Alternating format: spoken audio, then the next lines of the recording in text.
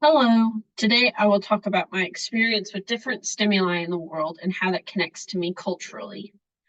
First, music is a big part of my life. Every song and artist I listen to connects to something or someone in my life.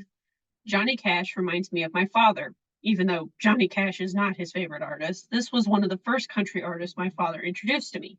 Recently, the song The Chicken in Black has been on repeat on my playlist and has recently become a trending song on TikTok too. Next, I know most people my age remember having to take the liquid version of amoxicillin when we were sick. Most people only remember the taste, which wasn't terrible, but I remember the smell more than anything. If I could describe the scent, I would, but it was a complicated smell of sweet but medicinal, but had an artificial strawberry layer to it. That description does not do this justice, but anytime I catch a whiff of the smell, I'm transported back to my childhood. Fettuccine Alfredo is my favorite dish of all time. More importantly, Olive Garden's version. Not only is this dish my favorite, but almost every birthday in my family is spent at the local Olive Garden, which we just went there for my older sister's birthday. Recently, my family has started making Olive Garden fettuccine alfredo at home, so I could have it even more. I know most people my age remember how exciting it was in gym class when the teacher would pull these out. These scooters were so fun, yet so dangerous at the same time.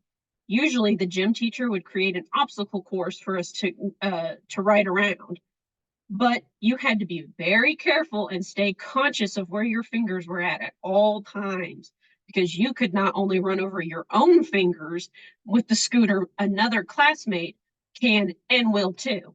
I remember many tears were shed on these gym days. Since we are talking so much about things from my childhood, something that took a lot of my time and attention was computer games, specifically Webkins, Pixie Hollow, and Bearville. Bearville and Pixie Hollow were both online games, meaning you could interact with other kids, but I never cared for those parts of the gameplay. In Pixie Hollow, I loved the custom character making area. I could and did spend hours creating different characters and looks. In Bearville, I loved the classroom area because you could answer trivia questions and receive different certificates. And Webkins had a whole selection of mini games to play. My favorite was Cash Cow. All of these games could hold my attention for hours. And if my mother hadn't told me to stop, I know I would have rotted in front of the family computer. Thank you for listening.